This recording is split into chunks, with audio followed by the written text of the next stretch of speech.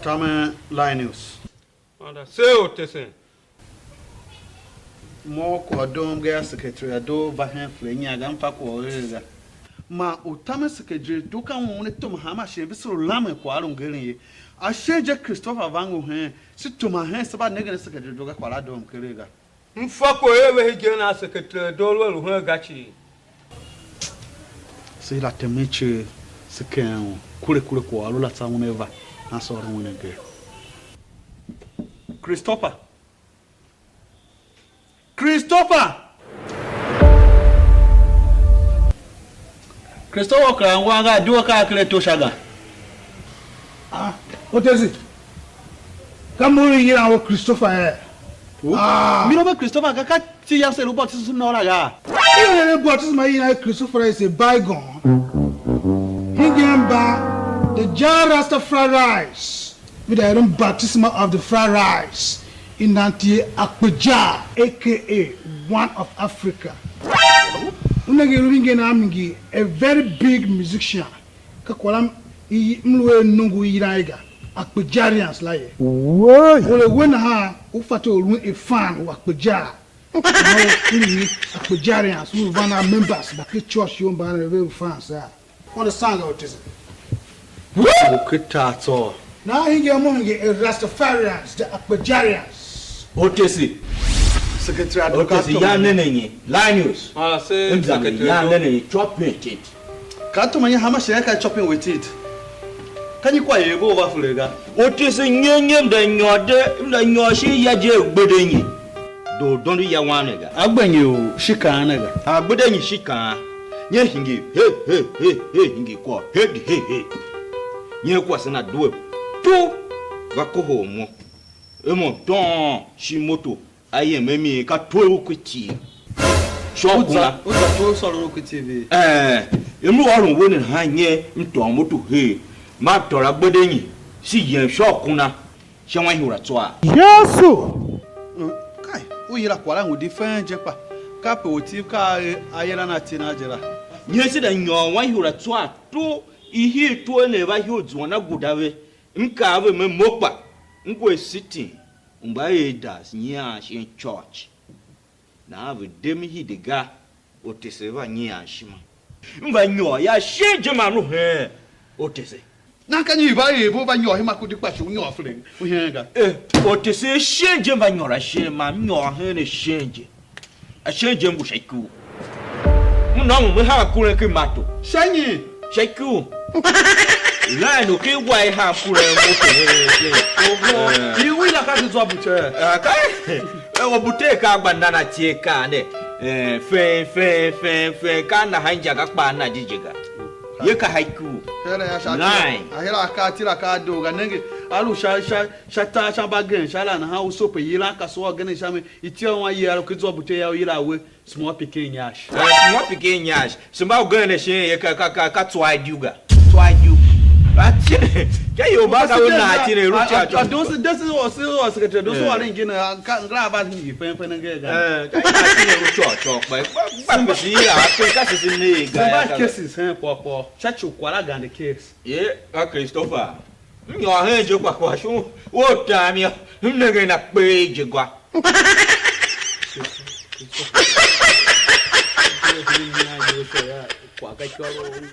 Why you dog? So long for saying, Eto. Na ha Christopher Sholo Aro na ha Secretary Ado Van ha Higon can get in choir or also Sequoga. Young Secretary Do.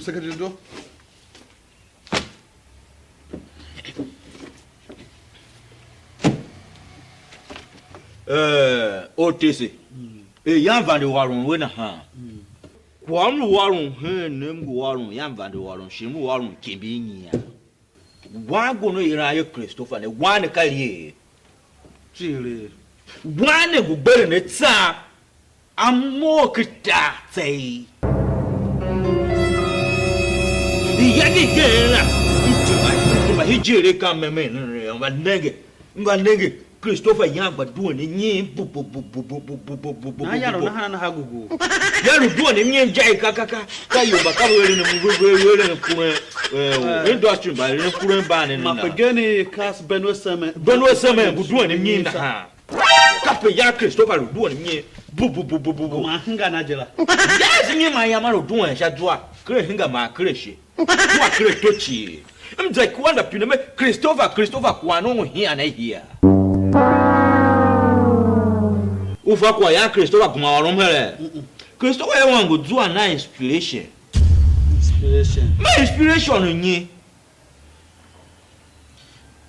Christopher wone we hinge Jar Rasta fried rice wangu bane ne mo me koko Christopher yere ngine na ka yere ne o Christo gbapone trima ya ono dua ne nyi kre dua kre hinga kre toma kre she Christopher, o faz que do ya one piruga ya higona ha do ga mo ya ngi biache iche tsana ngi na ha iche na ha itsa shi mo yere tiona gun ha sofa ti olu mukre to yenga ta ban singa wo ga mo ba guma na sofa ti olu mo ye wo tuma table pa Ka yele ni o kre tu laga.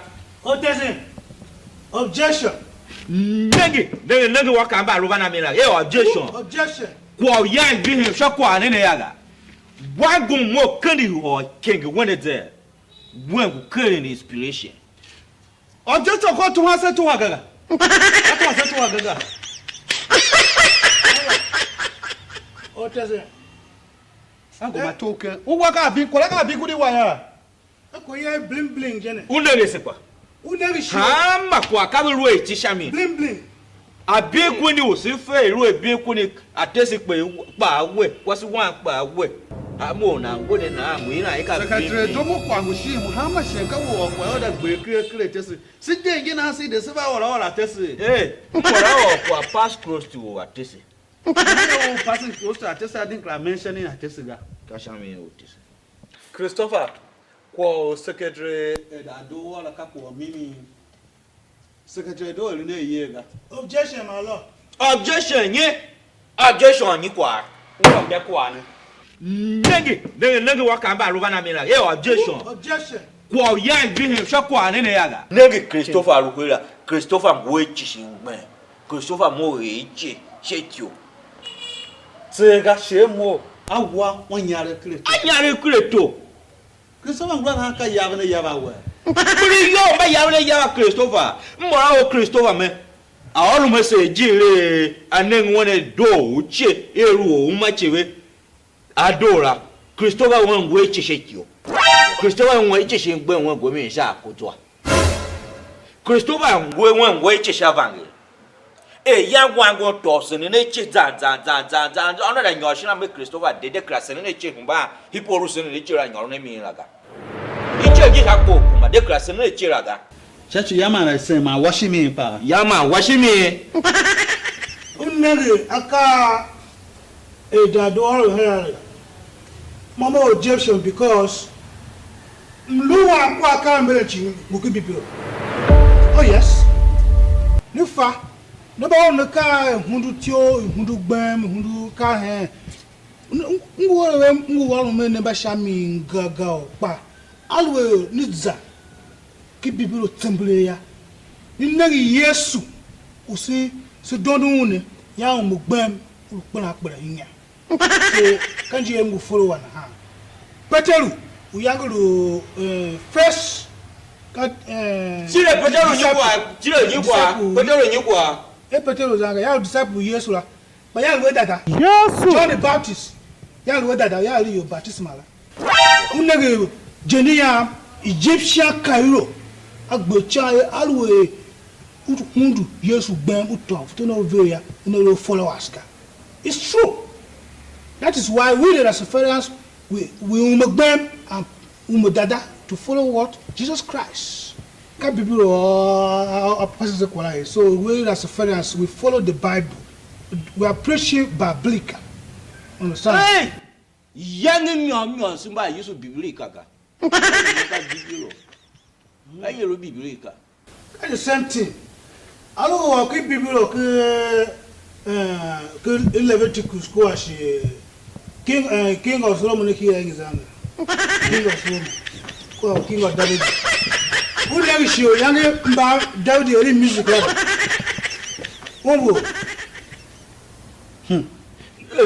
Otese. Kwa wana rulam he ne de wangu ne ode otese kwa wangu ne rulam he no de wangu ne avi se no go Kristo. Buru. Gwe apoja utokele tu. Apeja Saint Christopher. Atokele tu gudasha le minya. Lá no espanhol aquele apeja caíra. Ka ele chega dia com. Unega nam shahinya. Do bala hasa ha. Então papa inyani não né que credo que church ga. We na wen diakon shin wi ane. O krapaga. Okay. Pe ka be gbere chia me Rastafarian o heli mo kan ton la won bu waga. Otese. Moyaga. Moyam gwe kwa orun sha kwa ngun ka mo take wenei. Secretary Tono Otese nange wangu ne ina won e Christopher. Adaneti na hinga won e peja ne. Akpeja, one of Africa. The chief musician Akpeja, one of Africa. Chief musician. Uda hingi chief musician na. Semba Christo, semba. Onu no ikende. Onu no ukuma wana she tsemble uba udum ba tsame amoho shile tsame yasingo we changa Mama midi. shilo dumba mina tsame yasingo aga otese ko we vihimya yanda nyoya wagu wana tsam wonde gedege Okay, carry na gedege. I na go chie Diabolo. Diabolo ku chie na ha ya. Yes. We Diabolo ha gedege ga no nyoro ku shima wo ne gumo ko gane.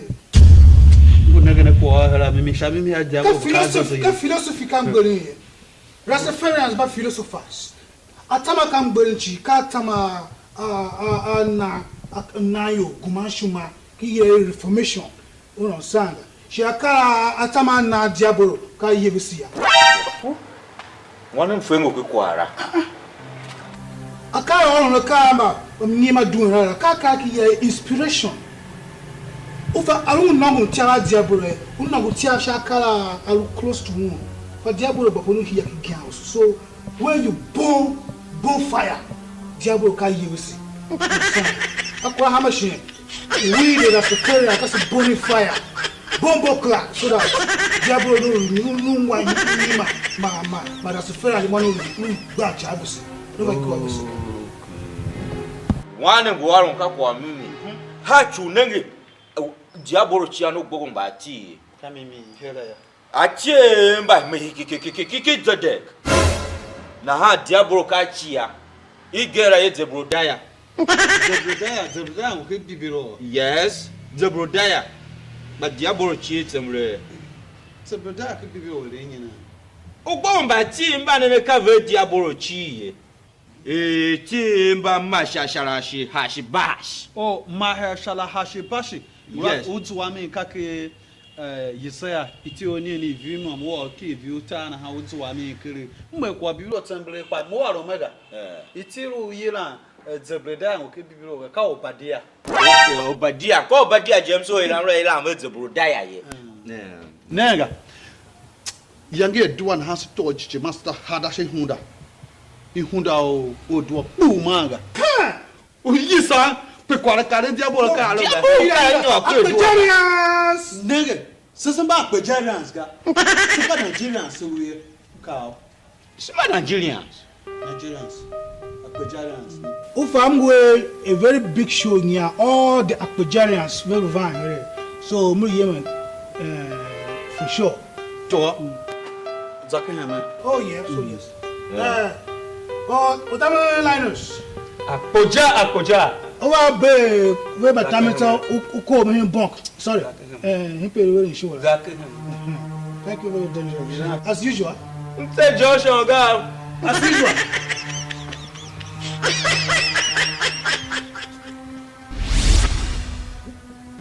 Utama kwa kaza wemba akpeja shajira.